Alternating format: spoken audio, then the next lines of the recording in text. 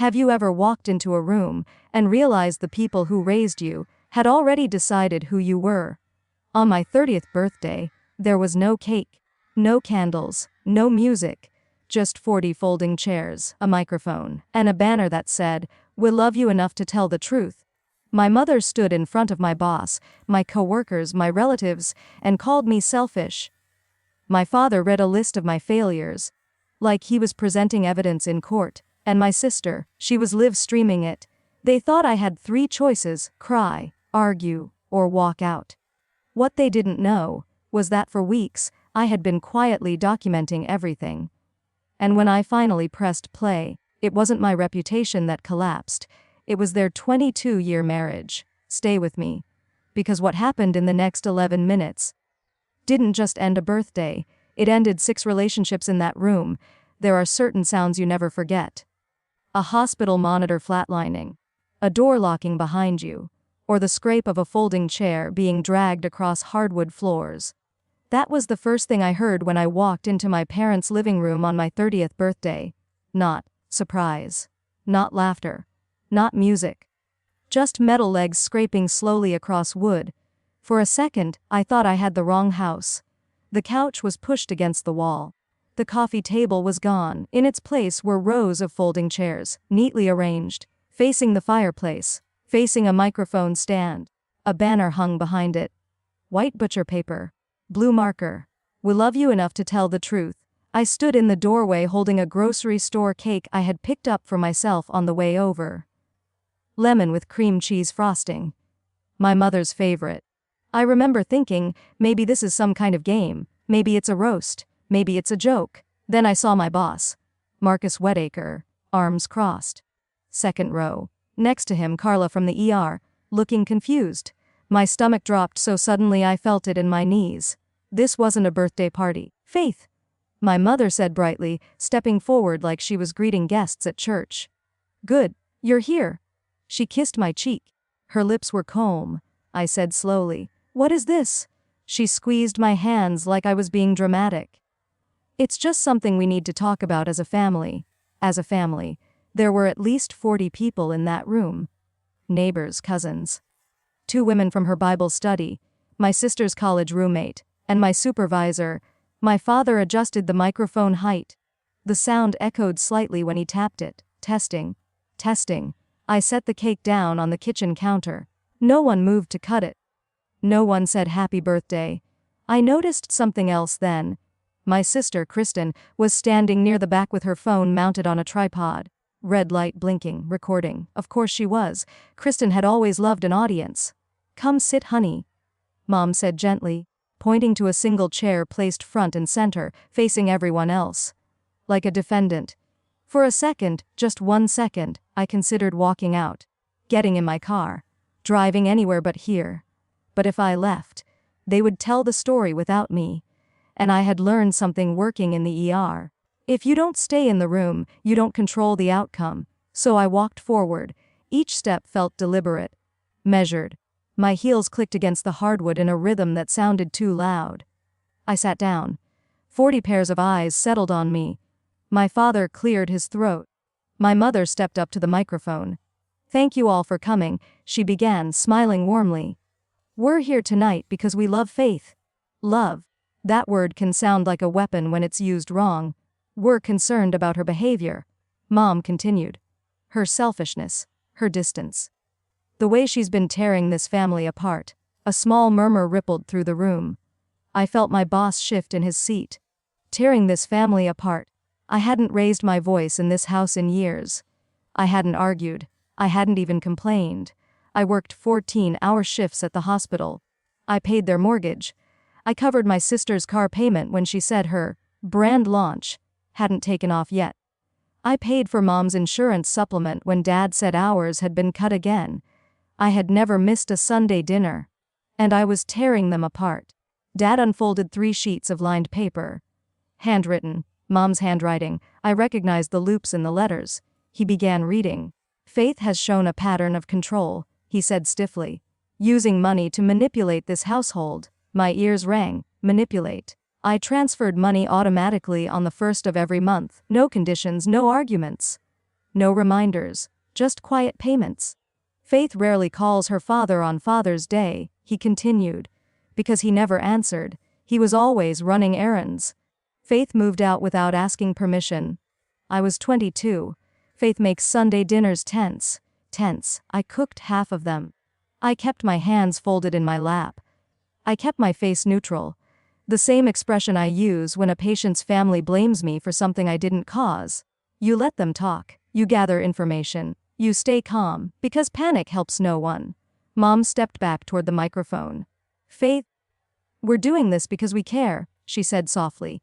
You've changed. You're cold. You act like you're above us, above them. I drove a 2014 Civic with a cracked windshield. My apartment had 1 bedroom and IKEA shelves. My refrigerator had 2 meal prep containers and expired almond milk. If this was above, it was a very low ceiling.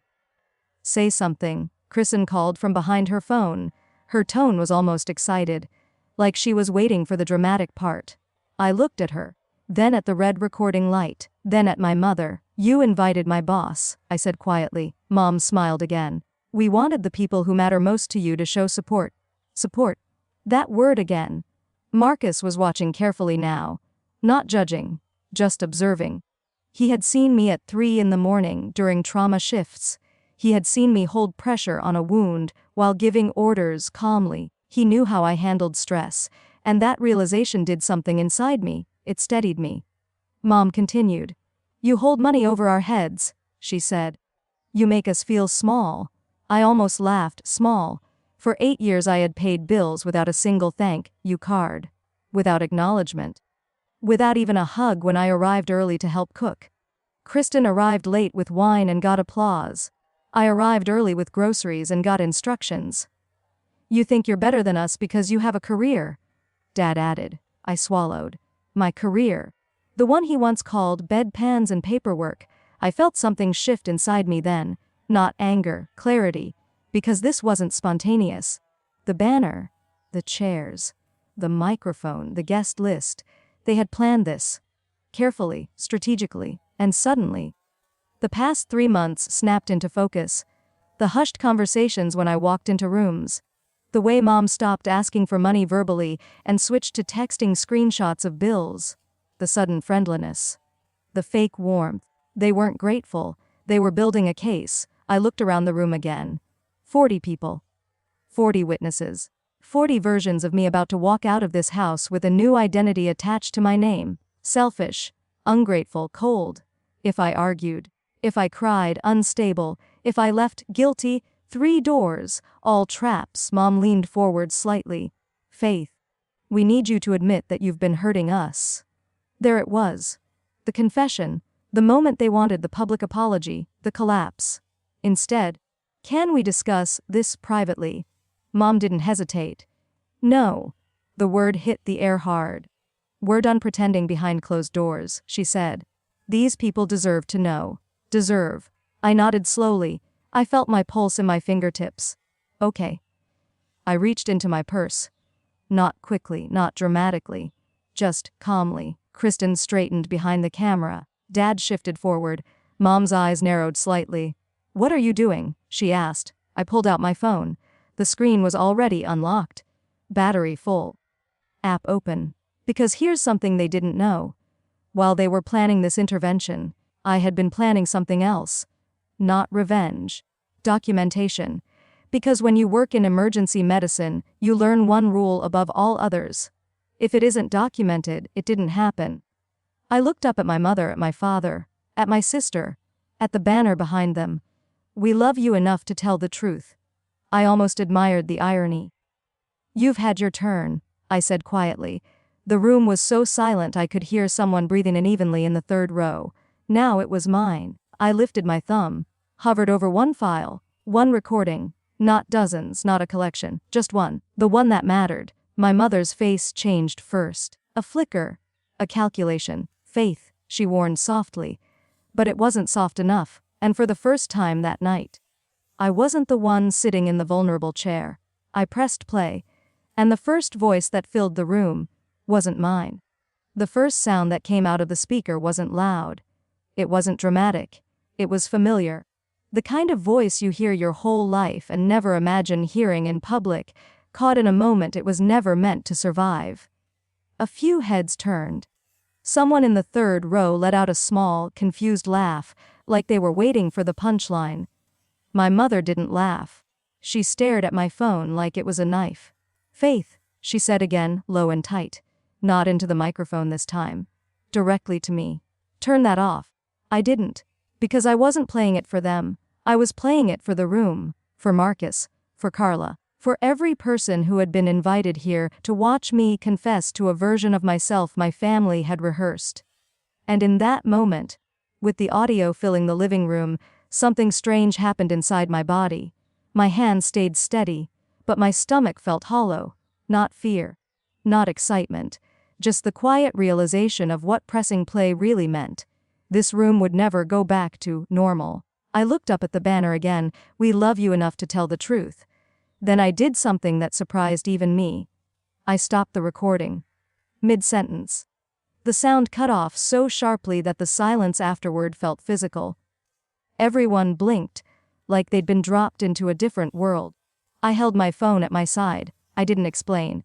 I didn't argue. I just looked at my mother, soft but clear. "You said you wanted truth," I said. "So let's do this properly." My father's jaw was clenched so tight I could see the muscle working. Kristen stood frozen behind her tripod, eyes wide. The red light still blinking. My boss stared forward, not at me, not at my parents, somewhere in the middle distance.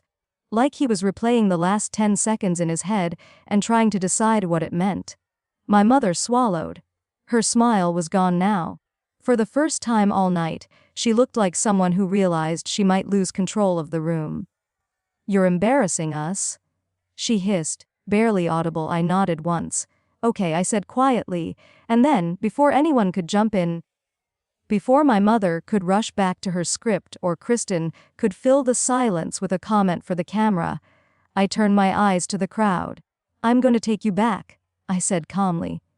"Just for a minute, because this didn't start tonight." I let my gaze drift over the faces. Some were uncomfortable, some curious, some already defensive, like they regretted coming. "This started weeks ago," I continued.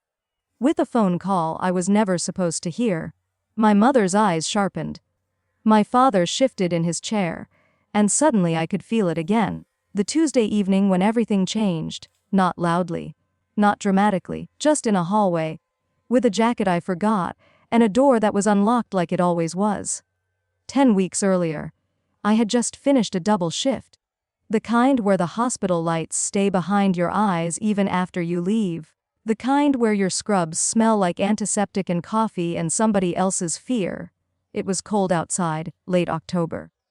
I remember the sound of my tires on wet pavement and the way my shoulders ached as if someone had hung weights from them. I didn't even want to go to my parents' house. I wanted my couch, my quiet, my leftover pasta. But I had left my jacket there on Sunday. And it wasn't just a jacket. It was the one with my car keys in the pocket. So I pulled into their driveway at 9:14 p.m. Their porch light was on. The curtains were drawn. Everything looked normal. That's the dangerous thing about normal. It's a mask that fits almost anything. I tried the front door. Locked. So I walked around back like I always did. The back door was unlocked like it always was. I stepped inside. The kitchen light was on. And I heard voices. My mother's voice and Kristen's. I started to call out, "Mom, it's me." But my name came first. "Wha do it on her birthday?" my mother said. I stopped moving. My hand hovered near the wall like I needed something solid to hold me up. Kristen laughed softly. "Yeah," she said, the way she talks when she thinks she's being clever. "That'll get views." My mother's voice was calm, practical, organized, the same tone she uses when she's coordinating a church bake sale. "Everyone will be there," she said. "Your aunt, your cousins. The neighbors, enough people that she can't twist it." I waited for the part where they said it was a surprise party. A toast. Anything. Instead my mother said very clearly, "We sit her down. We tell her she's become selfish, ungrateful, cold." Kristen made a little sound like she was impressed. "Mom, you think she'll cry?" My mother laughed. Short. Confident. The kind of laugh you give when you believe you've already won. If she cries, that's fine, she said. If she gets angry, even better. Kristen's voice dropped, quieter now. What if she stops paying? There was a pause, and I swear even now, I can hear the exact sound of it. The refrigerator humming, a clock ticking somewhere, my own breath too loud in my ears. My mother answered like it was the easiest question in the world. She won't, she said. She never does. Kristen giggled. She acts all independent. But she's predictable. Then my mother said the line that turned my stomach to icy. She's trapped either way. If she walks out, she proves she doesn't care about family. If she stays, she takes it and keeps paying. Either way, we win. Win. Like I was a contest. Like I was a problem to manage. Like they were managers of a life I thought was my own. I stood there in the hallway, my whole body still. The way you go still in the ER when something is wrong and you're waiting for the monitor to show you how wrong. Kristen spoke again, excitement creeping into her voice. I'm gonna film it, she said. People love this kind of thing. Family intervention, it's raw, it's real. My mother didn't object, she encouraged it. Good, she said. And invite a few people from her work if you can. So she can't lie later. From her work. My throat tightened. That wasn't humiliation. That was sabotage. Because in a small town, reputation doesn't just follow you. It becomes you. I backed up one step, then another as silently as I could. I didn't even grab the jacket. I walked out the way I came in. The back door clicked softly behind me. And then I sat in my car without starting it, hands on the steering wheel, staring at the garage door like it might change into something else. My phone buzzed, a text from my mother. Where are you?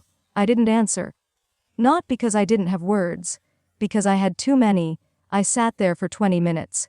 And during those 20 minutes I didn't cry. I didn't rage. I didn't even feel surprised. What I felt was something worse, recognition. Because suddenly, little things from the last 8 years rearranged themselves into a shape I couldn't ignore. The way my promotion announcement had been met with silence. The way Kristen's brand was praised like it was saving the world. The way I was always asked for help, not thanked for it. The way my money was treated like a faucet, and when I hesitated even slightly, I was called difficult. The truth was simple. I wasn't their daughter. I was their system. And systems aren't loved. They're used.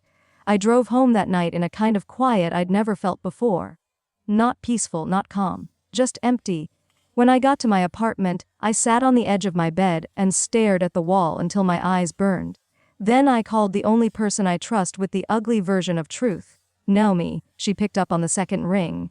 Faith, she said immediately. What's wrong? I told her everything. Not with drama, not with tears, just word for word, like I was giving a report. When I finished, Naomi was silent for a moment. Then she asked one question. Do you want to survive this? She said. Or do you want to end it? I swallowed. I don't know, I admitted. I do, she said gently. You need a fourth door. What does that mean? It means you don't walk in and beg, and you don't walk out and vanish, she said. You walk in, and you control what becomes true in that room. I stared at my ceiling. The streetlight outside threw a pale line across it like a courtroom marker. How? I asked. Naomi exhaled slowly. You document, she said. You don't argue with people like this. You outlast them. You out-verify them. I didn't think of it as revenge at first. I thought of it as protection. Because if my mother was willing to invite my co-workers into her living room to watch me be destroyed, then I needed something stronger than my word. I needed proof that didn't shake. Naomi's voice stayed calm. Do you have that recorder app still? She asked. The one I'd downloaded after a patient's family threatened a lawsuit. I had it. I never deleted it. Because in my world, you keep what might save you later. Yes, I said. Good, Naomi replied. Then from now on, when you step into that house, your phone comes with you.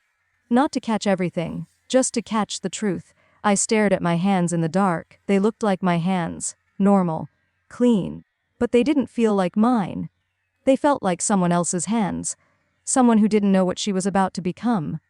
Faith, Naomi said. Quieter now. One more thing. What? If they invited your work people, she said, they're not just trying to humble you. They're trying to change how the world sees you. My chest tightened. Yeah, I whispered. And if they succeed, Naomi said, you'll spend years paying for a lie you didn't even tell. I sat very still. Then I asked, barely audible, what do I do first? Naomi didn't hesitate. First, she said, you find out who they invited. I looked up from the memory and back into the living room. The same living room. The folding chairs. The microphone. The banner. The faces. And I could feel the room listening now, really listening. Because suddenly it wasn't a selfish daughter on her birthday. It was a planned performance, a setup. A trap. I turned my eyes to Marcus, my boss. Then back to my mother. My first move, I said softly, was finding out you invited him. My mother's mouth opened slightly. She didn't speak. Because she knew what came next. I lifted my phone again. Not to play the recording. Not yet. Just to show them one simple thing. A screenshot. A message thread. The invitation. And at the very top of the screen. My mother's words to my boss stared back at us. We need you there. It's a special night. She needs support. I looked at the room. Then at my mother. And in a voice so calm it almost sounded like kindness, I said, so tell me, was this about helping me or breaking me in front of witnesses? My mother grabbed the microphone stand as if it could hold her upright. Kristen's tripod shook slightly. And my father, quiet all night, finally whispered one word that felt like the beginning of a collapse. Faith. For a moment, no one spoke. Not because they were being respectful. Because the room had shifted. You can feel it when a crowd stops being entertained and starts being uncertain. My mother's fingers were wrapped around the microphone stand like it could hold her upright. Her smile was gone. Her eyes darted across faces, checking who was still with her, who was turning. Kristen's tripod trembled slightly as she adjusted it. The camera stayed aimed at me, but her confidence was gone now, replaced by that tight, panicked focus people get when they realize the story isn't going the way they planned. My father looked like he'd aged 5 years in the last 2 minutes. Marcus didn't say anything. He didn't need to. He was the kind of man who didn't waste words when he was processing something important. Carla stared at my mother as if she was seeing her for the first time. The banner behind them, "We love you enough to tell the truth," hung there like a bad joke no one was laughing at anymore. My mother cleared her throat and leaned toward the microphone again, trying to grab the room back. "Faith is very emotional right now," she said, smooth but strained. "And she's twisting what she heard." I tilted my head slightly. I didn't argue. I didn't raise my voice. I simply asked, "Which part am I twisting?" My mother paused. Her lips parted and closed again, because she couldn't answer without admitting there was something to twist. She tried anyway. "This was meant to be supportive," she said. "We invited Marcus because we were worried. Because we love you." Love, that word again. I looked at Marcus. Then back at my mother. "You didn't invite him because you love me," I said quietly. "You invited him so he'd believe you." A small, uncomfortable murmur moved through the crowd. It wasn't loud, but it was real. My mother's cheeks flushed. "Faith," she said sharply now. The church, smile cracking, "Stop making a scene." I almost laughed at that. Because I hadn't put out folding chairs. I hadn't set up a microphone. I hadn't hung a banner. They had built the stage and called it love. And now they wanted me to sit quietly and act grateful for the performance. I took a slow breath. A hospital breath. The kind you take when you're about to do something irreversible and you need your body to follow your mind. Not the other way around. "Okay," I said. Then I turned slightly, just enough to face the room. "I'm going to say one thing," I told them. "And then I'm going to let my family keep talking, if that's what they want." The room went still again. I could hear the faint buzzes of Kristen's phone on the tripod. A notification. Someone watching from the live stream. Someone commenting. Kristen's eyes flicked down. She ignored it. I kept my voice soft. "No matter what they say tonight," I said, "I want you to remember something. This wasn't spontaneous, this was planned." My mother stepped forward. "Faith," I didn't look at her. "I heard them planning it," I continued. "In this house, They used the word win. That landed. Win. A cousin in the second row frowned and leaned back. A man near the window, someone from church, I think, shifted uncomfortably like he suddenly regretted being here. My mother snapped. That's enough. But it wasn't. Because once the word planned entered the room, the audience stopped seeing my mother as a concerned parent and started seeing her as a director. And directors don't get sympathy when the show turns ugly. I glanced at Naomi near the back.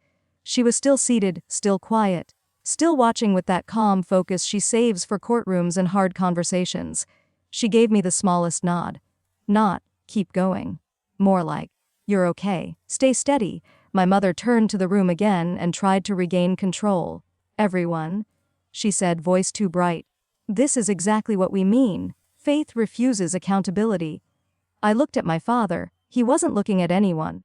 He was staring at the carpet like it had suddenly become the safest place in the room. I knew that look. I'd seen it in families outside trauma rooms. The look of someone who knows they're about to lose something and can't stop it. Dad, I said softly. His head lifted. His eyes met mine for half a second. Then he looked away. That was all I needed to know. He didn't want to read the list. He didn't want to be here. But he had allowed it anyway, and in my life allowing harm had always counted as harm. I turned back to my mother. I asked to talk privately. I reminded her gently. You said no. She lifted her chin. Yes, she said, as if she was proud of it. Because you manipulate people in private. The room reacted to that, not with a gasp, with a collective tightening. Because everyone understood what she was really saying. I want witnesses because I don't trust my own narrative without an audience.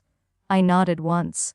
Okay, I repeated, and then I did something that made my mother's eyes widen. I lowered my phone. Not away, just down. I wasn't playing anything yet. I wasn't showing anything else. I wasn't fighting. I was waiting. Waiting is something people underestimate. They think silence is surrender. But sometimes silence is just you letting the other side talk long enough to hang themselves with their own words. My mother took my quiet as weakness. She leaned toward the microphone again. Let's continue, she announced, voice regaining that practiced warmth. Faith, we need you to understand how your behavior has affected us. She motioned to my father. He stood again with the papers. His hands were shaking now.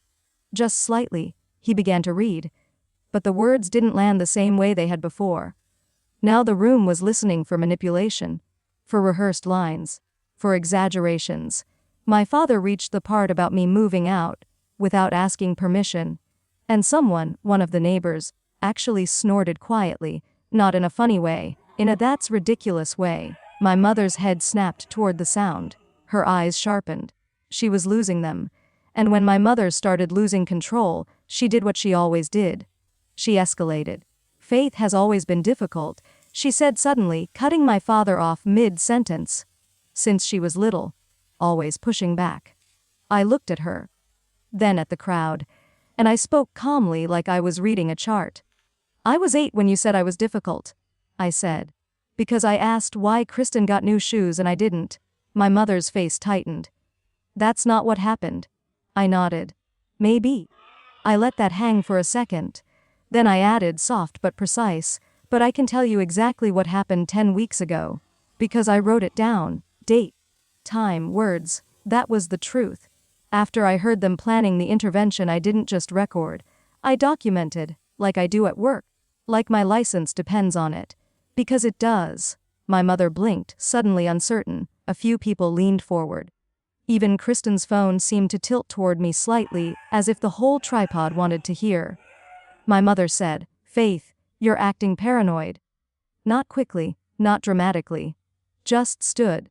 And something about the movement made the entire room notice her presence for the first time. Naomi stepped into the aisle and spoke with the calm authority of someone who's used to being heard. I'm Naomi, she said, addressing the room. I'm Faith's friend. I'm also an attorney. My mother's face drained. Not from fear of the law, my mother wasn't afraid of rules. She was afraid of losing narrative. An attorney in the room meant the story would be measured, not emotional. Measured was not my mother's strength. Naomi didn't look at my mother. She looked at the room. "I'm not here to argue," she said. "I'm here because Faith asked for support, real support. The kind that doesn't require a microphone." A few people shifted, embarrassed. My mother tried to smile. "Oh, we're glad you came," she said too quickly. Naomi's eyes moved to the banner. Then the microphone. Then the folding chairs. Then back to my mother. "This," Naomi said gently, "wasn't an intervention. It's a public shaming." The room went so quiet I could hear my own heartbeat. My mother's mouth opened. "No," she snapped. Naomi didn't flinch. "You invited her supervisor," Naomi continued evenly. "You invited her coworkers. You invited witnesses." My mother's voice rose. "Because she needs accountability. And you thought the best way to do that," Naomi said, "was on her birthday, in front of 40 people, with your daughter live streaming it." Kristen's face flashed red. She started. Naomi glanced toward the tripod. "Are you live right now?" Kristen hesitated. That hesitation told everyone what they needed to know. A man near the back muttered, "Are you serious?" Kristen's fingers flew over the screen.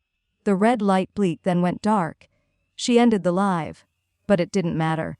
In this room, everyone had already seen the truth. Not on a screen. On Kristen's face, my mother hissed, "This is private family business." Naomi's tone stayed steady. "You made it public the moment you put out chairs." My mother stepped closer to me now, leaving the microphone behind. Her voice dropped. "Tate." Controlled. "You think you're going to destroy us," she whispered. I looked at her for a long moment. And I felt something not cold, clear. "I'm not destroying you," I said softly. Her eyes flashed. "You wouldn't dare," she said. And there it was. The same confidence I'd heard 10 weeks ago. The belief that I would always back down. That I would always keep paying. That I would always choose peace over truth. I didn't respond. I just raised my phone again. Not to play anything yet. Just to show I could. The room tensed. My father took a step forward. "Faith," he stopped himself. Because he didn't know what version of me he was dealing with anymore. Neither did I fully. But I could feel her forming. The version of me who stopped apologizing for having limits. Naomi leaned slightly toward me. Barely audible, she murmured, "If you want one more chance to offer privacy, do it now." I nodded, and I spoke clearly enough for the room. "Mom, Dad," I said, "last time, we can talk privately, right now. Just us." My mother's eyes narrowed. She looked at the crowd. She looked at the microphone. She looked at my boss, and she made her choice. "No," she said firmly. "You're not running away from this." Then I turned my eyes to the crowd. "'Kay," I said. My voice didn't shake. My hands didn't shake. The room braced itself without understanding why. I glanced at Naomi. She didn't nod this time. She simply opened her purse a little wider. And I realized something. My mother thought the danger was my anger. The danger was never my anger. The danger was my calm. Because calm people don't threaten. They follow through. I lowered my thumb to the screen again. Hovered over the file. And in that breath before I pressed play, that single suspended moment where the entire room felt like it was holding its own lungs, my father's voice broke, raw and small. "Faith," he whispered. And for the first time in my life, I heard fear in my father's voice. Real fear. Not fear of me. Fear of what the truth was about to do to them. My father had always hated silence. When I was little, he filled it with the television. When I was a teenager, he filled it with lectures. When I moved out, he filled it with excuses. But that night, standing in front of 40 people with his hands half raised like he could physically stop what was coming, he let silence sit. And it terrified him. "Faith," he said again, quieter now, "you don't have to do this." I held his gaze. For a split second, I saw something almost human in it. Regret. Not for what he'd done. For getting caught. "You didn't have to do this either," I replied. The words weren't sharp. They were steady. And that made them worse. My mother stepped in front of him slightly, like she could block the truth with her body. "This is ridiculous," she snapped. "You're trying to distract from the real issue?" I tilted my head. "The real issue?" I asked softly.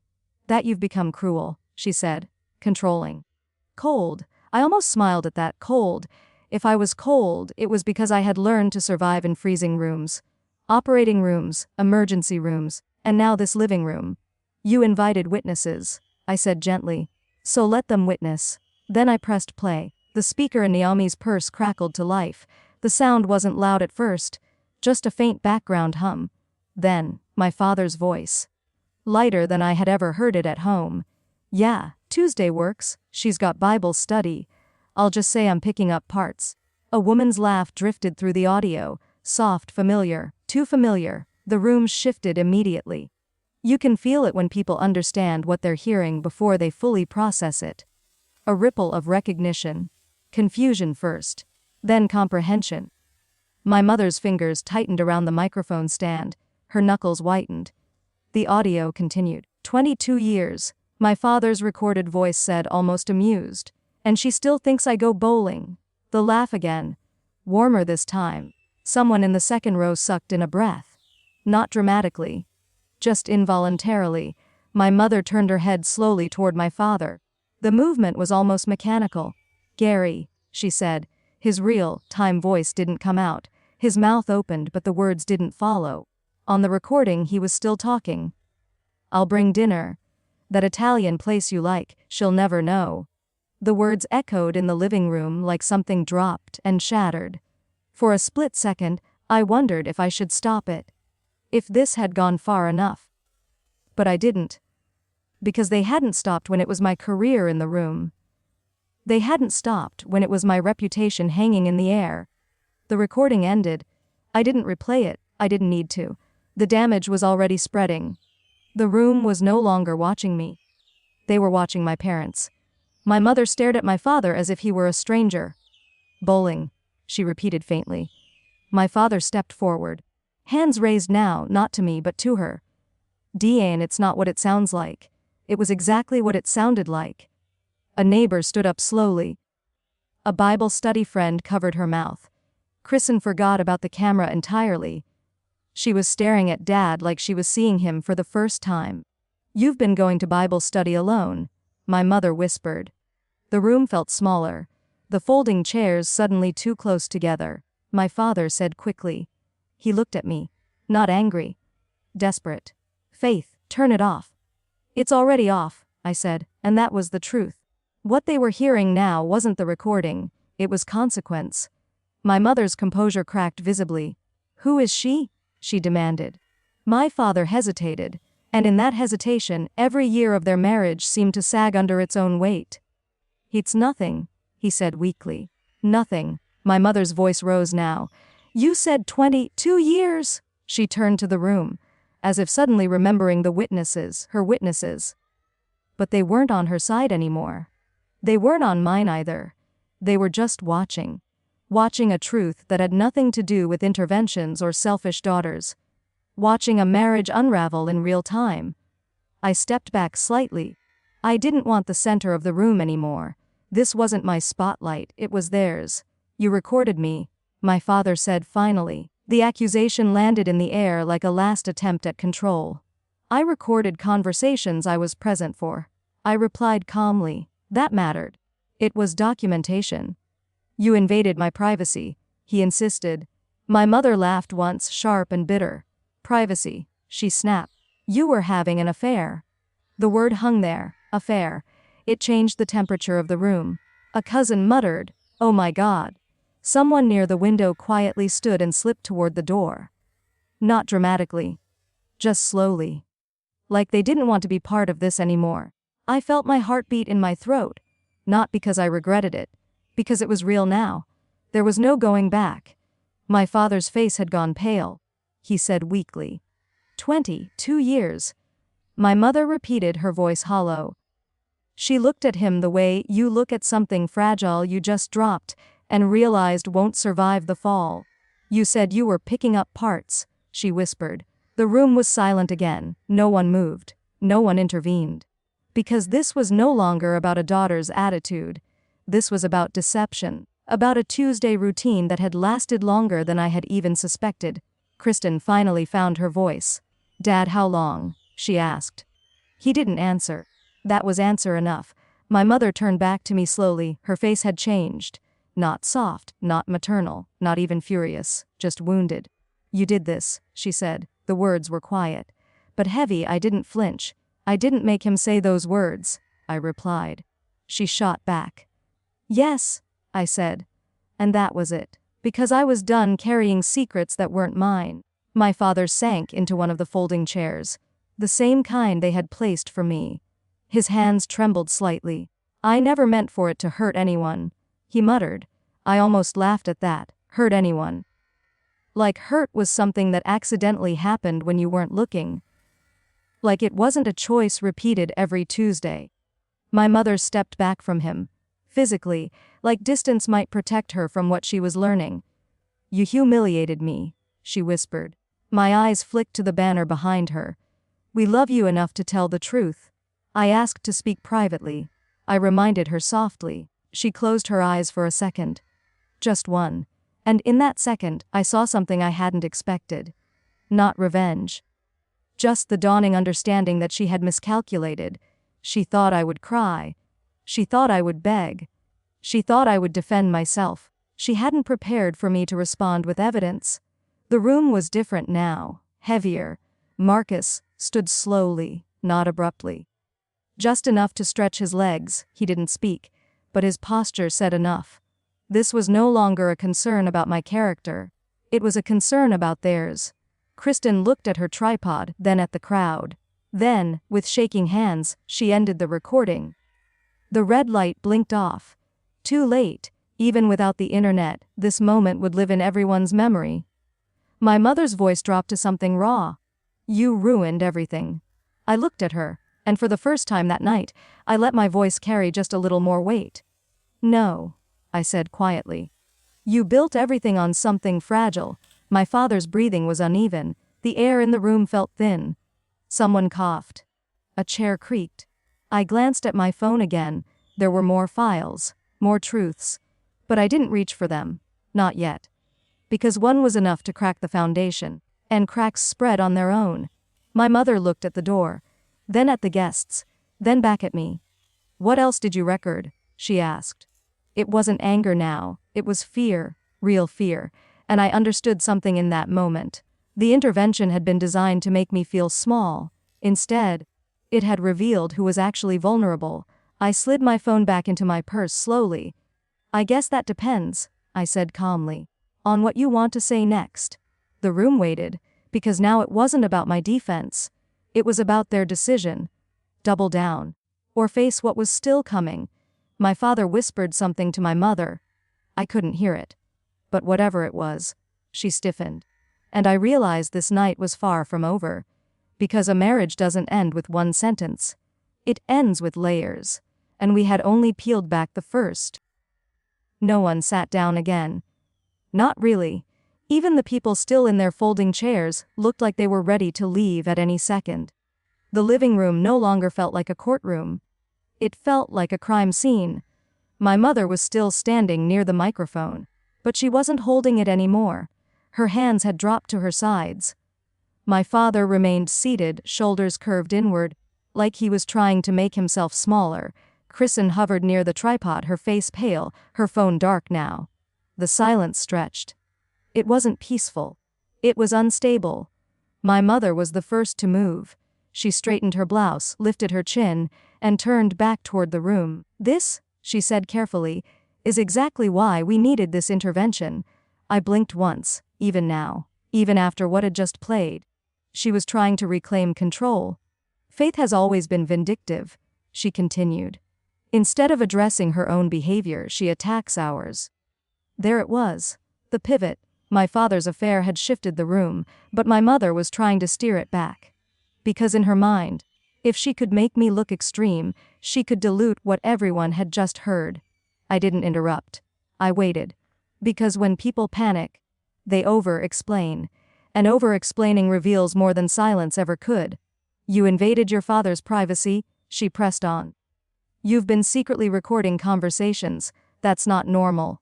The word hung there, not normal. I felt several eyes shift back to me. Curiosity, doubt. This was the moment my mother had been trained for. She thrived in moral language. Privacy, respect, family loyalty. But loyalty had always been a one-way street in this house. I recorded conversations I was present for, I said evenly, after I overheard you planning this. Her face hardened. You misunderstood that conversation, did I asked softly. She didn't answer. Instead, she glanced toward the back of the room, toward Aunt Jeanette. That glance was small, but I saw it, and suddenly I knew exactly where she was about to go. Deflection, because when one secret collapses, you either repair it, or distract from it. My mother drew in a breath. You think you're so righteous, she said, her voice tightening. But you don't even know everything about this family. I held her gaze. I know enough, I replied. Her eyes flashed. Do you? She asked sharply. And that was the opening she thought she needed. She turned slightly toward the room. Faith likes to act like she's the only one sacrificing, she said. Like she's the only one holding this family together. I felt something in my chest shift. Not fear. Recognition. This was where it would get uglier. Because my mother only fought two ways. Through guilt, or through exposure. You want to talk about money, she said. The room stilled again. My father's head snapped up slightly. I didn't move. Yes, I said quietly. Let's talk about money. Aunt Jeanette shifted in her seat. Her purse strap tightened in her hands. My mother took a small step back from the microphone, as if what she was about to say wasn't meant for amplification. You don't know how much stress we've been under, she said, how much we've had to manage. I almost smiled. Manage? You told Dad the estate sale brought in $4,000, I said calmly. My father's head turned slowly toward her. Her spine stiffened, and she said, I held her eyes.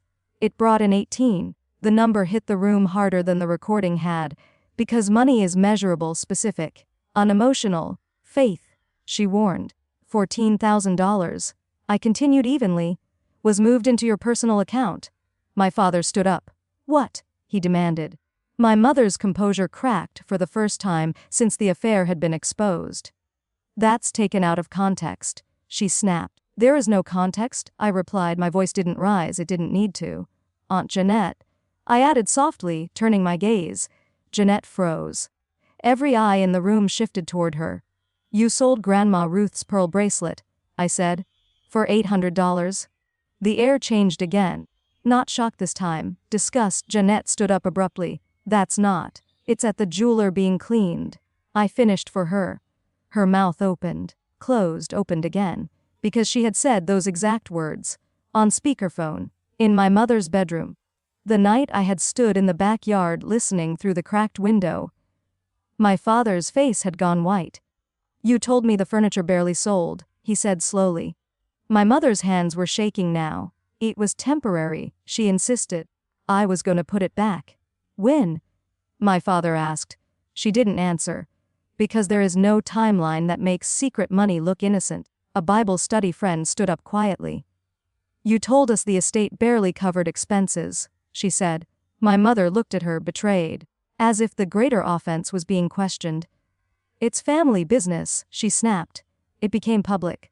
The woman replied quietly, glancing at the folding chairs. Aunt Jeanette grabbed her purse. This is ridiculous, she muttered. You can't prove any of that. I reached into my purse slowly. The room watched. I didn't pull out my phone this time. I pulled out a printed bank statement. Not dramatic, not flashy. Just numbers, highlighted, dates circled. Because documentation isn't loud, it's precise. My father took the paper from my hand. His eyes scanned it. The longer he read, the more his shoulders sank. You moved it 2 days after the estate check cleared, he said. My mother's silence said more than any denial could have. The room felt smaller now, colder. Because this wasn't about a daughter being selfish. This was about deception layered on deception. Kristen looked between our parents, confusion overtaking whatever loyalty she had left. My mother's voice broke slightly. I was protecting us, she said. From what? My father demanded. She looked at him like he had betrayed her by asking. From instability, she snapped. From uncertainty. You stole from my mother, he said. The word hung there. Stole. Jeanette's face flushed red. I borrowed. Sold. I corrected gently. Jeanette's eyes darted to the door. Two people near the back were already slipping out. Not loudly. Just done. My mother turned back to me slowly. Her anger was gone. What replaced it was something sharper. "You've been planning this," she said. "Yes," I answered. Because now there was no point pretending otherwise. "You wanted to humiliate us." I shook my head. "I wanted you to stop." The difference mattered, even if she refused to see it. My father sank back into a chair, not the one meant for me, just whichever one was closest. He stared at the bank statement like it might rearrange itself into something kinder. My mother's voice dropped to a whisper. "You've destroyed this family." I looked around the room. At the empty chairs. At the faces no longer aligned with her. At the banner sagging slightly at the corners. "No," I said softly. "You just can't control it anymore." The silence that followed wasn't explosive. It was heavy, because control had been the invisible structure of this house, and in one night, it was gone. My phone buzzed in my purse. A text. I didn't check it, because the only thing that mattered now was the decision forming in the room. My mother looked at my father. My father looked at the floor. Kristen looked like she was seeing the outline of her future shift in front of her. And for the first time since I walked into that house, I wasn't the one on trial. They were. And we were only halfway through the night. The room didn't explode.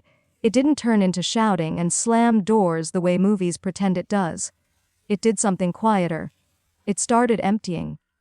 One person stood up, then another, then a couple near the window quietly collected their coats as if this had always been a short visit. No one announced they were leaving. They just couldn't sit there anymore. Because there's a point where you stop being an audience and start feeling like an accomplice.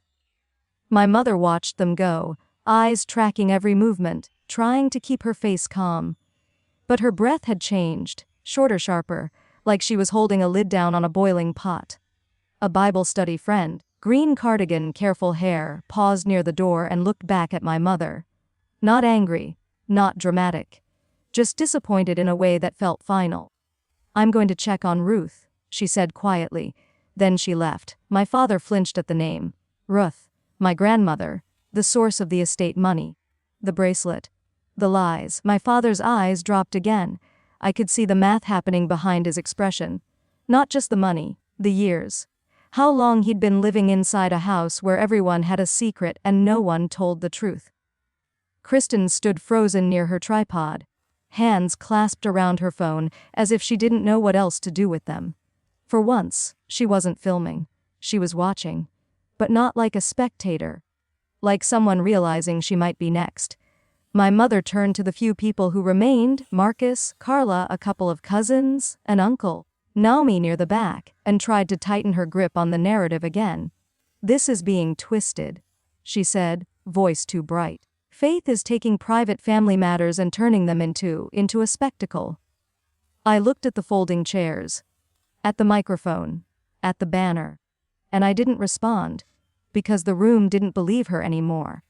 Carla was still seated, but her posture had changed. Her shoulders were squared. Her face was set in that expression nurses get when they're watching someone lie to a patient's family. Not angry.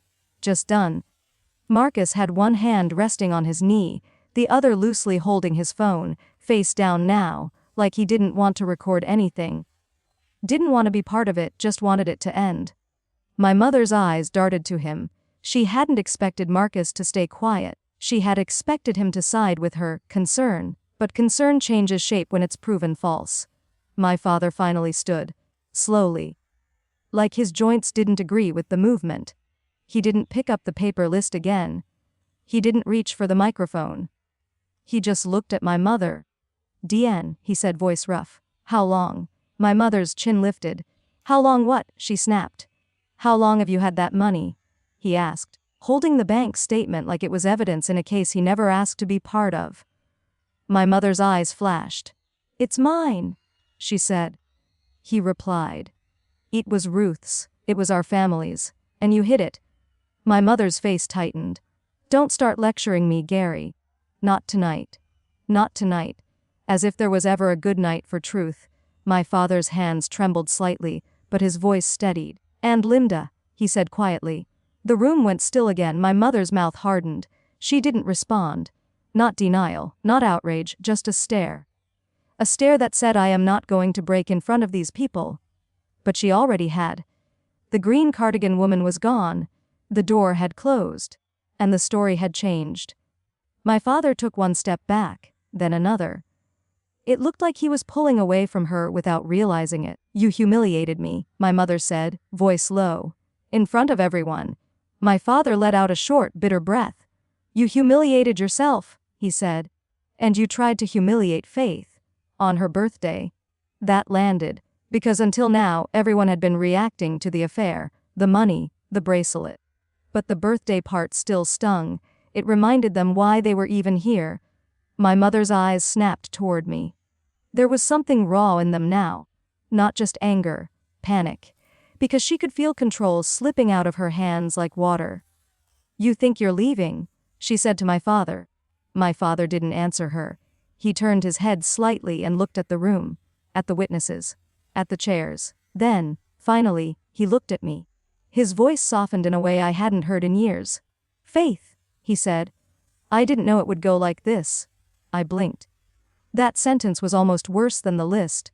Because it meant he knew it was planned. He knew there was a microphone. He knew there were chairs.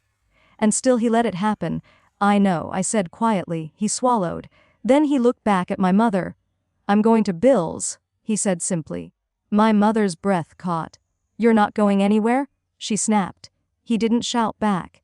He didn't argue. A slow, steady line toward the hallway. The way Derek had walked out in other stories, quiet, final. My mother followed him 2 steps, then stopped. Like her pride wouldn't let her chase him in front of people. "Gary," she hissed. He didn't turn around. Kristen whispered, "Dad." He didn't answer. He disappeared down the hall. A drawer opened somewhere, a closet door, a soft thud of something being dropped into a bag. The sounds of a life shifting. My mother stood at the front of the room alone. The microphone beside her suddenly looked ridiculous, a prop for a performance that had failed. Marcus finally stood, not with drama, just with authority. He looked at me directly for the first time all night. "Faith," he said calm and clear. "Do you need a ride home?" My throat tightened unexpectedly. Because it wasn't just kindness. It was correction, a public correction, in front of the people my mother invited to poison my reputation. "I'm okay," I said softly, then added, "Thank you." Marcus nodded once, like he understood that "thank you" was bigger than it sounded. Carla stood beside him. "I'll follow you," she said. "Just to make sure." Naomi moved closer to me, purse on her shoulder now. My mother turned toward me, voice trembling. "Faith, don't leave like this," she said. I looked at her. At the banner behind her. At the empty chairs. "At the beginning of the night," I said quietly. "I asked to talk privately." Her mouth tightened. "You forced my hand," she whispered. I shook my head. "No," I said. "You forced the stage." Then I picked up the cake from the kitchen counter, still unopened, still whole, like my birthday was supposed to be. I held it carefully, like it mattered. And in a way it did.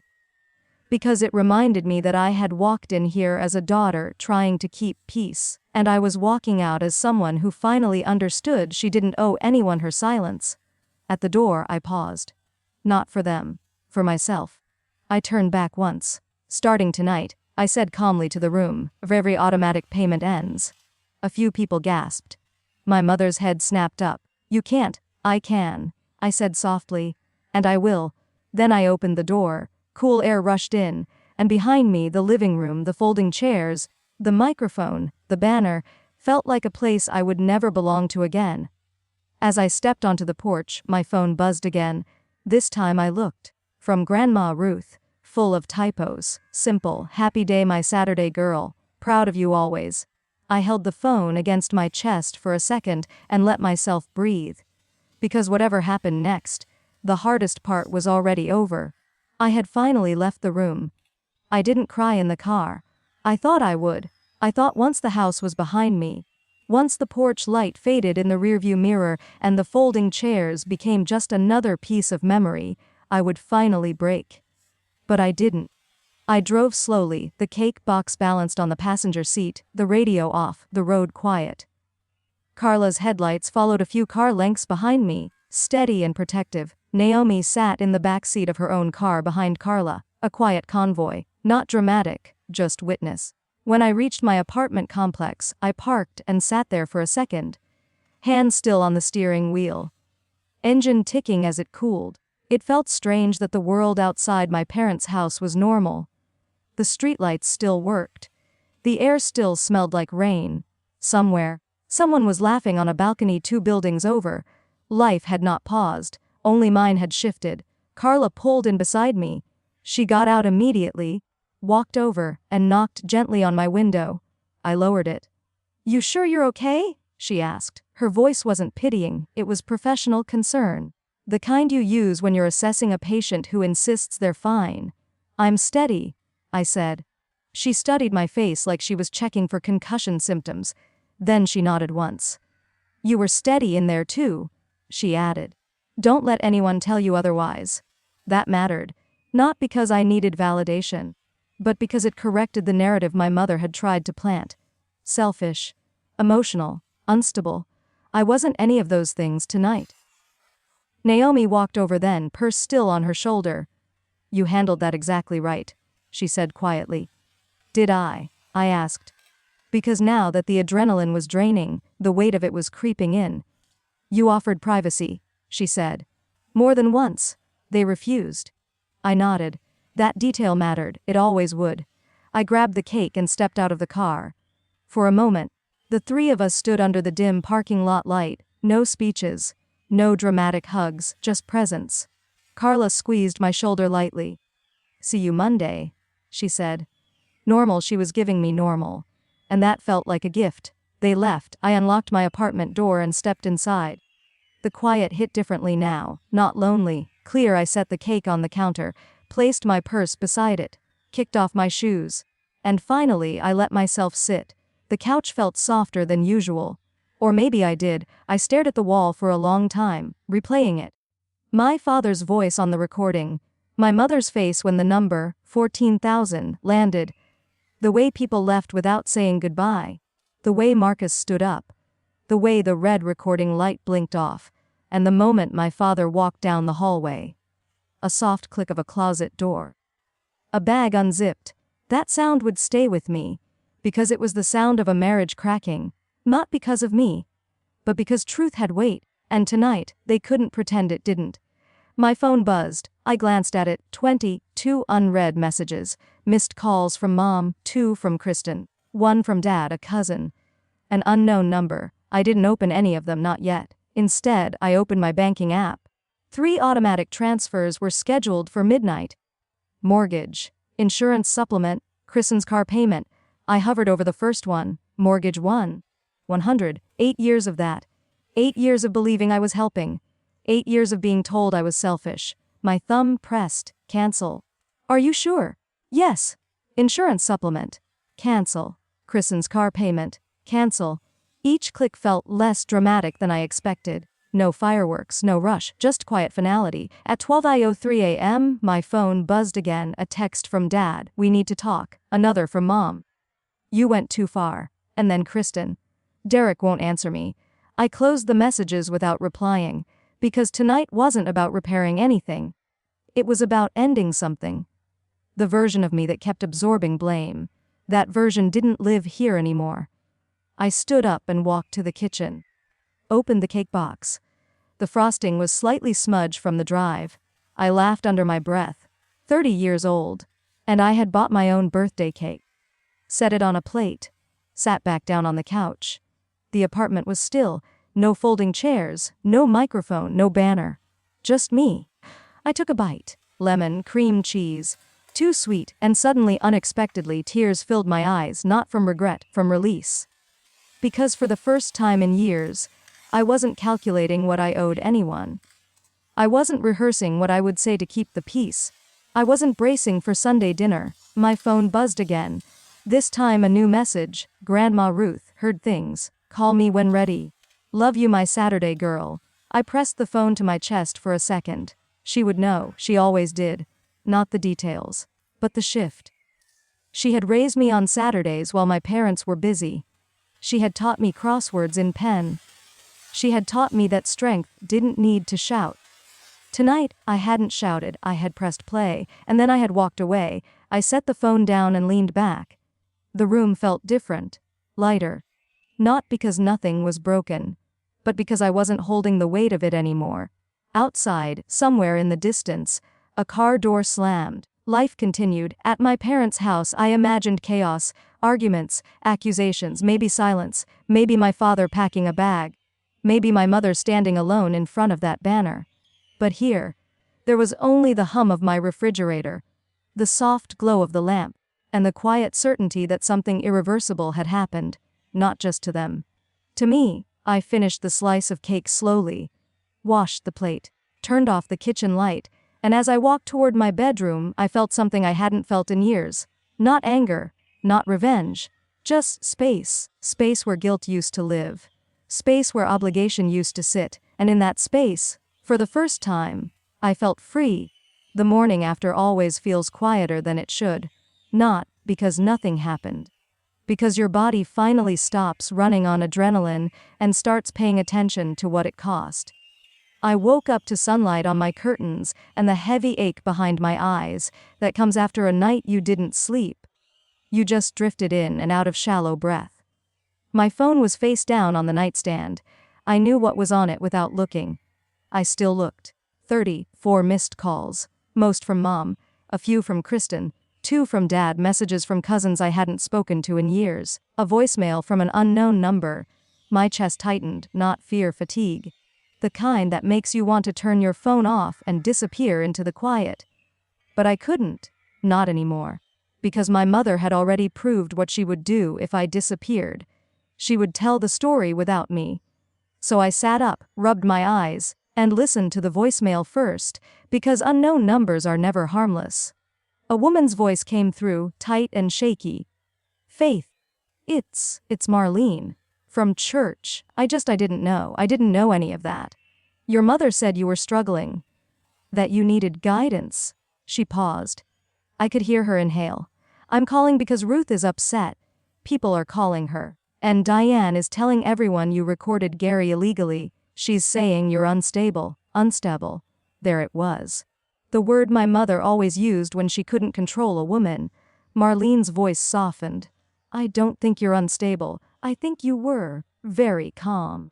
I just wanted you to know that some of us aren't buying it, and if Ruth needs someone, I can help. The voicemail ended. I sat very still. So my mother was already spinning it. Of course she was. It had been less than 12 hours, and she was already trying to rebuild herself using the oldest weapon she owned. My reputation. I swung my legs out of bed. My feet touched the cold floor. I stood there for a moment, breathing. Then I made coffee. Not because I wanted it, because routine is how you keep from collapsing. As the machine gurgled, my phone buzzed again. Mom, I watched it ring. Let it go to voicemail. Kristen, ignored again. Dad, I hesitated. Not because I wanted to protect him. Because I needed to know what version of him existed today. I answered. Faith, he said immediately, voice rough. He sounded like he hadn't slept either. I'm at Bill's. Of course he was. The words weren't dramatic, they were just confirmation. What do you want? I asked quietly. A pause. I didn't know about the money, he said. I leaned my hip against the counter and closed my eyes. I know. He swallowed hard. She's telling people you set us up, he continued. That you baited us. That you're trying to ruin the family. I let out a slow breath through my nose. She ruined the family, I said. I just stopped pretending. Another pause, then he said something I didn't expect. She's calling your supervisor. My eyes snapped open. What? Diane, he said, and I could hear the strain in his voice. She's trying to tell Marcus you're mentally unwell. That you've been paranoid. She's saying you need evaluation. My coffee machine clicked off. The sound was small, but it landed like a gavel. This wasn't just about last night anymore. This was about my job, my license, my future? You're sure? I asked. I heard her, he said quietly. She's making calls. She doesn't know how to stop. I looked down at my hands. They weren't shaking. But my chest felt tight. Okay, I said. Thanks for telling me. He hesitated. Then softly, I'm sorry. I didn't respond. Not because I didn't hear him. Because, sorry, didn't fix 8 years. And it didn't erase a Tuesday routine. I hung up and stared at my coffee. Then I did what I always do in an emergency. I moved into protocol. Step 1, protect my career. I called Naomi. She answered on the first ring. I was about to call you, she said. Your mother is already making the rounds. I know, I replied. She's calling my supervisor. Naomi's voice tightened. Okay, she said. We don't panic, we document. Of course, always. Naomi continued. You're going to email Marcus yourself. Calm, brief, professional. You're going to state that there was a private family situation that became public without your consent, and you have documentation if HR needs it. My throat tightened. Will that make me look worse? I asked. No, Naomi said. It makes you look stable. It makes you look proactive. People who are unstable don't write calm emails and offer facts. I nodded even though she couldn't see me. Naomi added, I'm drafting a cease and desist to your mother. I leaned against the counter harder. A cease and desist? Yes, she said. Not because we think she'll obey, but because it creates a record. If she keeps contacting your workplace, that's harassment. My coffee smelled bitter. The day was already bitter. And somewhere beneath my exhaustion, something else was rising. A hard clarity. My mother didn't just want to punish me. She wanted to erase me. To make sure even after she lost control of my money, she still controlled my name. I looked at my phone again. A new message from Kristen. Mom is freaking out. Please talk to her. She says we're going to lose the house. I stared at the words. Lose the house. Not we hurt you. Not we're sorry. Just consequences. My mother's life had been built around my payments. And now she was watching the foundation crack. I didn't answer Kristen. Instead, I opened my email and typed a message to Marcus, short, calm, factual. Exactly the opposite of what my mother wanted the world to believe about me. Before I hit send, another text came in. From an unknown number. A photo. A screenshot of a Facebook post. My mother had written, Please pray for our family. Faith is going through a mental crisis and has turned against us. Under it, comments. People asking questions. People expressing sympathy. A few skeptical replies. And then one comment that made my stomach drop. Someone had tagged Maple Ridge Assisted Living, my grandmother's facility. They were pulling her into it. That was the line, not my money. My grandmother. I felt the anger then, finally. Not loud, not out of control, hot and quiet. Like a controlled burn. I called Maple Ridge. A receptionist answered, Maple Ridge, how can I help you? This is Faith Mercer, I said. I need to check on my grandmother. A pause as she looked up the file. Ms. Mercer. The woman said, voice careful, your aunt called earlier. She said there might be family issues. She asked that we not put my grandmother on the phone. I said, calm but firm. A beat. Then, one moment. I stood in my kitchen, phone against my ear, staring at the cake box, still sitting on the counter, like proof that my birthday had been real, even if my family hadn't treated it that way. The line clicked. Then a familiar voice, slightly scratchy, came through. Faith, Grandma Ruth said. Relief hit my chest so hard I almost sat down. I heard something happened, she said. Her voice was gentle, but there was steel beneath it. I'm coming today, I said. And Grandma, I need you to tell me the truth about the bracelet. Not what Mom says, not what Jeanette says. What you want. There was a pause. Then Ruth said quietly, clearly, I want my things back. And in that moment, I realized the next part of this story wouldn't happen in a living room. It would happen in daylight. With paperwork. With consequences. And this time, my mother wouldn't be holding the microphone. Maple Ridge smelled like lavender and lemon cleaner. It always did. Soft carpet, muted television in the common room. A nurse pushing a cart down the hallway with slow, practiced movements. Nothing about it felt like the chaos of last night. And that was exactly why I came here first. Because truth sounds different in daylight. Grandma Ruth was sitting by the window when I walked in, crossword book open on her lap, pen in hand like always. She looked up at me over her glasses. Not surprised. Just steady. You look tired, she said. I smiled faintly. Birthday hangover, I replied. She studied my face longer than most people would dare. Then she patted the chair beside her. Sit, she said. I sat. For a moment we didn't talk about it. We talked about the weather. About the nurse who always brought her tea too sweet. About the way her roses hadn't bloomed properly this year. Then she closed her crossword book. I heard Diane's version, she said calmly. So I told her. Not every detail. Not the spectacle, just the facts, the microphone. The list. The recording. The money, the bracelet. I didn't dramatize it. I didn't soften it. I just told her what happened. She listened without interrupting. When I finished, she nodded once. She said quietly, "About what?" I asked. "The estate money," she replied. It didn't add up. I swallowed. "Grandma, did you know about the bracelet?" Her lips pressed together. "No," she said. "I was told it was being cleaned." She looked down at her hands. They were thinner now than I remembered from childhood. More fragile. "I want it back," she said again. "Or the money for it. Not because of the pearl. Because of the principle." Principle. That word meant more to her than the jewelry ever did. "I can help you with that," I said. She turned her head toward me slowly. "You're not doing this for revenge, are you?" I shook my head. "No," I answered honestly. "I'm doing it so it stops." She watched me carefully. Then after a long moment she nodded. "Good," she said. "Revenge burns fast. Justice lasts." Justice.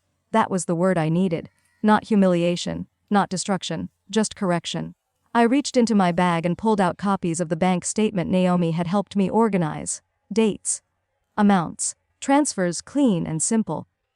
Grandma adjusted her glasses and studied the page. Her mouth tightened, but she didn't cry. She had lived long enough to know tears don't fix numbers. She murmured, "Yes." And Jeanette admitted it. "Yes." Grandma looked up at me. "Then we write a letter," she said. There was no hesitation in her voice. No doubt. Just decision. Not a phone call, she continued. Not an argument. A letter signed. With a deadline. I felt something steady settle inside me. This was different from last night. Last night had been reaction. This was intention. "I'll have Naomi draft it," I said. Grandma nodded approvingly. "And copy the rest of the family," she added. My eyebrows lifted slightly. "You want it public, want it transparent," she corrected gently. "Fair, very fair." I reached for her hand. "Are you okay?" I asked quietly. She squeezed my fingers. "I raised you on Saturdays," she said, "not to keep the peace. To keep your spine." That made my throat tighten. "I'm not sorry," I admitted softly. "Good," she said. Then she leaned back in her chair and looked toward the window. "Your mother always hated losing control," she said thoughtfully. "She's calling my workplace," I told her. Grandma's jaw set. "She will not touch your livelihood," she said firmly. There was something about hearing that from her that felt like armor. "I sent documentation this morning," I said. "I'm covered," Grandma nodded. "Then let her spin," she said. "Spinning only works when there's nothing solid underneath." I stayed with her for another hour. We didn't talk about my parents again. We talked about the crossword puzzle. About a book she was reading. About lemon cake. When I stood to leave, she stopped me. "One more thing," she said. I turned back. "If your father calls you again," she added, "listen. But don't rescue." I understood. Rescuing had been my role for too long. And rescuers rarely get thanked. They get used. As I walked down the hallway toward the exit, my phone buzzed again. This time, it was Marcus. My pulse ticked up slightly as I answered. "Faith," he said calmly. "I received your email?" "Yes," I replied. There was a pause. "I also received a call from your mother," he added. I exhaled slowly. "I assumed you might," he continued, voice measured. "I've documented both communications. HR is aware. Based on what I observed last night and your message this morning, there are no concerns regarding your stability or professionalism." Relief didn't hit like fireworks. It settled like a weight being lifted off my shoulders. "Thank you," I said. "Take tomorrow off if you need it," he added. "We'll handle it." After we hung up, I stood outside Maple Ridge in the crisp afternoon air. Sunlight on the pavement. Birds somewhere in the trees. No microphones. No folding chairs, just daylight. My phone buzzed again. This time, it was a message from Mom. "You've turned everyone against us." I stared at the words for a long moment. Then I typed a single response. "No, I stopped protecting you from your own actions." I didn't wait for her reply. I put the phone back in my bag and walked toward my car. Because the next step wasn't loud. It wasn't dramatic. It was a letter. Signed, dated. With a deadline. And when that letter went out, this wouldn't be about birthdays anymore. It would be about consequences. The letter went out on a Tuesday. Not by accident, by design. Naomi drafted it in language that didn't shout. It didn't accuse, it stated, $14,000 unaccounted for from the estate of Ruth Mercer. $800 received from the sale of one pearl bracelet. Funds to be returned in full within 14 days. Copies sent to Gary Mercer, Jeanette Hall, 3 adult cousins. Family attorney listed in the original estate documents. Transparent, precise. No theatrics. When Naomi emailed me the final draft, she added one line. "Justice doesn't need volume, it needs paper." I forwarded it to Grandma. She responded with 3 words. "Send it now." So we did. It was chaotic. Mom called first. 5 times in a row. I didn't answer. Then Kristen. Then Dad. Then Jeanette. Her voicemail was the most interesting. "This is harassment," she snapped. "You're bullying your own family over old misunderstandings." Like moving 5-digit sums was a typo. I forwarded the voicemail to Naomi. She replied within minutes. "Keep everything. Do not engage emotionally."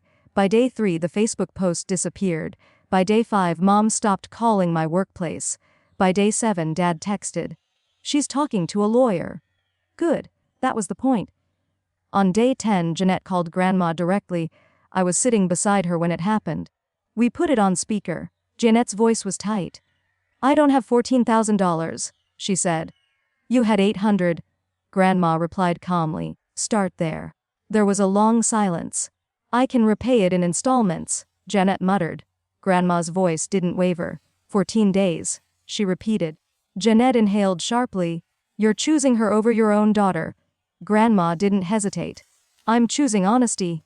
The call ended. I looked at my grandmother. She didn't look shaken. She looked resolved. And in that moment, I understood something important. I hadn't ended my parents' marriage. I had removed the cover. They ended it themselves. Dad filed for legal separation 2 weeks later. He didn't announce it. He didn't post about it. He simply packed the rest of his things and moved into a 1-bedroom apartment near Bill's house. Mom didn't come after me again, not publicly, not legally. She sent one final message: "I hope you're happy."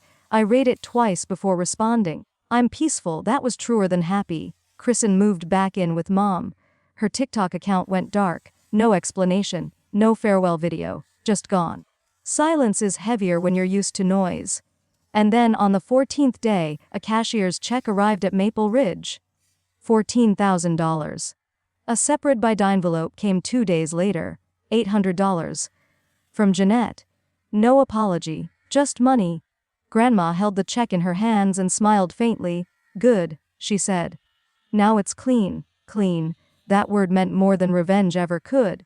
3 weeks later, I hosted Sunday dinner, not at my parents' house, at mine. 6 people: Naomi, Carla, Marcus, Grandma on FaceTime, 2 friends from the hospital, no folding chairs, no microphone.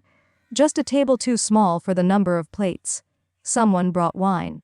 Someone burned the garlic bread. Grandma sang off, key through the phone speaker, and laughed at herself.